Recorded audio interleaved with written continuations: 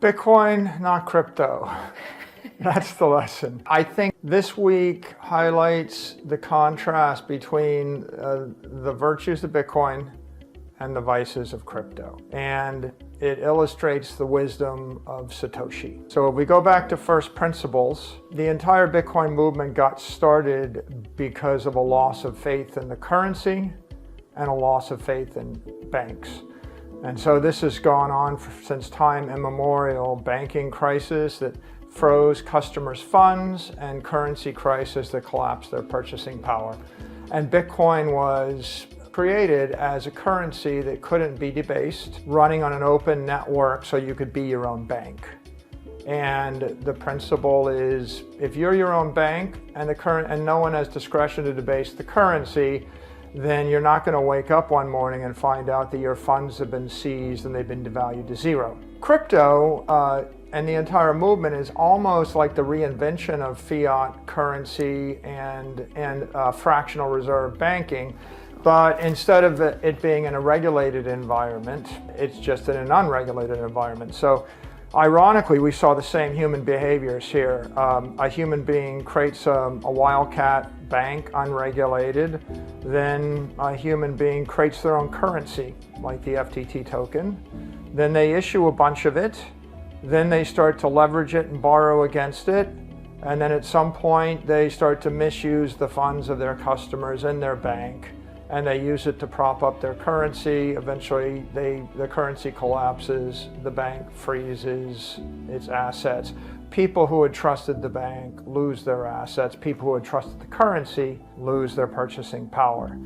And so this is a teachable moment, because the solution is, don't put your value in currencies that are controlled by human beings.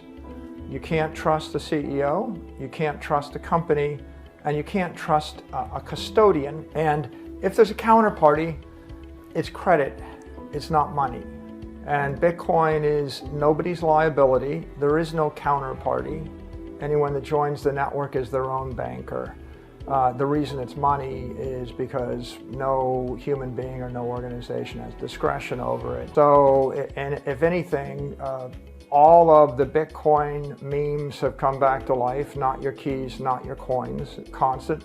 And don't trust, verify. And it's sad to say that this is an incredibly expensive lesson in basic fundamentals of monetary theory and banking, and a principled way forward with your investment. I think he got caught up in this entire crypto wave, and it was much bigger than him, and everything happened very, very fast. And in this particular case, it's still not even clear to him what happened. He'll probably register this or figure out what happened some number of years afterwards. The humility of Satoshi is the observation that no one can carry the burden of that trust. Satoshi can't, no company, no board of directors, no government, no political process.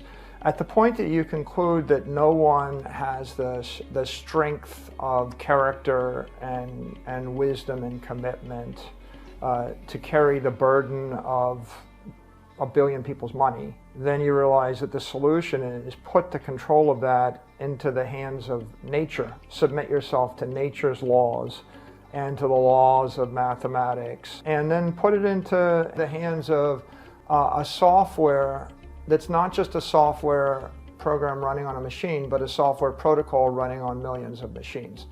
And so if you can create a fair, equitable, trustworthy, rational software protocol, if you can release it as a virus to millions of machines and hundreds of millions of people, you have a chance. You have an opportunity. It may work. And Bitcoin is the first example of a successful monetary protocol that was released. And in the first year or 2 or 3 years, it could have been smoshed out of existence or could have failed.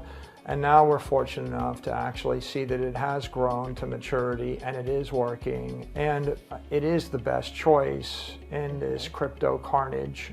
And for those who have clear vision and they can see through the sound and the fury and the chaos, they'll see that Satoshi was wiser than they realized. Satoshi said something very seminal at the very beginning of this entire movement. The root cause of all these collapses is the trust that is required, and that trust has been betrayed over and over and over again. You know, the FTX collapse isn't the first collapse of a bank. It won't be the last collapse of the bank. And until human beings develop the humility to realize that trusting the bank and trusting a fiat currency was the mistake in the first place, then they won't transcend and evolve beyond this situation. I think that Bitcoiners have had a very clear vision, and that's because they move forward in a principled fashion. And if you didn't buy the altcoins, if you didn't put your money in a crypto exchange, then you didn't fall short. You did the best you could do for yourself, for your family, for your friends, for your followers. There's been a never-ending campaign on behalf by Bitcoiners to convince people not to trust, run your own node, take responsibility for your own actions, hold your own keys, support an ethical, decentralized, fair, transparent protocol. And I would say that we can look at it as we failed because we didn't convince everybody in the crypto world to adopt Bitcoin, but you can also look at it as we succeeded because we got the most number of people and the most amount of money to adopt Bitcoin. Bitcoin is still the dominant crypto asset network in terms of number of holders, in terms of value, and in terms of the amount of value stored on the chain. And so, although we haven't convinced 100% of the people to agree with us, we've convinced the most of the people to agree with us. And this week is another educational lesson. As a newcomer to the space, I've only been in it for about 2.5 years, I observe that we are making great headway with mainstream investors and mainstream media. And we're also making great headway with the crypto bros. You know, all the crypto degens, everyone that said, I got to trade this altcoin, or I got to trade on that, or I need leverage. And they made fun of the Bitcoin maximalist and the ones that want to self-custody. And I think that now you won't find anybody in the crypto industry that would make fun of Bitcoin's principled approach. Right. And I think that if you go on CNBC and you look at the conversations are clearly, we can't really be trusting these wildcat, Wild West crypto casinos, and we need to be more responsible. The industry needs to grow up. I think what surprised me the most is fairly intelligent people and entities not realizing everything I just said to you fast enough. For example, it seems quite evident, I didn't have a penny on FTX. I wouldn't invest a penny in FTT, right? I mean, from the very beginning, if people that have any business acumen or background, any legal sense, any ethical training, or any technical training in a university, if they would look at this, they would say, yeah, it doesn't make sense to invest in 20,000 random tokens that get spun out of nowhere that trade on an opaque offshore exchange with nearly infinite leverage, right? Doesn't make sense. But it surprised me that so many otherwise intelligent people put so much money into these things. People will literally lose $1 billion chasing after these crypto casinos before they'll put $1 million in Bitcoin. It's just fast money, borderline greed, I guess, thinking that somehow Bitcoin is too straightforward an idea. It's like Bitcoin is too honest, too ethical, too rational, and so the conclusion is I have to skip over that and I have to go for the next thing, the next Bitcoin or the next good idea. That's what surprises me, that people with billions of dollars in education that should know better, when they're granted something which is ethically sound, technically sound, economically sound, and the first perfected money and the first truly open, fair, decentralized monetary network in the history of the world, when they're staring at it, their reaction is, it's too boring, how do I take another crypto risk? I guess it just takes, these billion-dollar blow-ups of Celsius and Voyager and FTX for some of them to start to get the idea that Bitcoin is the innovation, and they should come back to basic first principles. At the end of the day, if you simply said you're not a commodity unless you're an asset without an issuer, it would knock out the top 50 coins other than Bitcoin, and every institutional investor would say, I get it, Bitcoin is special. Bitcoin is a commodity. Ethereum, Solana, Ripple. You name every other coin that ever had an ICO, every coin that ever had a pre-mine, every coin that has a centralized foundation, a management team. Every other coin would be deemed as a security, and as a security, they would all have to make fair disclosures. When they made those disclosures, 95% of them would collapse. A few would be left, and people would say, well, this looks kind of like a tech stock. And then they go, well, maybe I like the tech stocks better. Probably they'll collapse. I don't know what's left, but I mean, the argument in favor of a digital security is, wouldn't it be great if I could issue it faster and it traded 24/7, 365? And maybe the idea of a security circulating on a mobile network outside of the control of the 20th century banking system, maybe that's a good idea. But on the other hand, probably the digital security I want is Apple, as opposed to, all the crypto securities that are out there. I think Bitcoin offers hope, and I've said this many, many times. I dedicated hope.com to all things Bitcoin. If you live in a system where the fruits of all of your labor are converted into a currency which is debased, inevitably, continually, and going to zero, you're just overcome by despair, right? And the amount of despair, the degree of despair, is just a function of how fast the currency is collapsing. And when you live in a nation where they're living under 100% inflation per year, you realize that everything you do and everything you're going to do is going to be siphoned away from you, right? And it's just hard to be happy, and it's hard to pursue happiness. You could almost say your time horizon is shrunk, and the financial discount rate has got to be equal to the inflation rate. So when the discount rate is zero, when the inflation rate is zero, the discount rate is zero, when your money will last forever, which is what Bitcoin is, then your hopes, your aspirations, and your horizon is forever.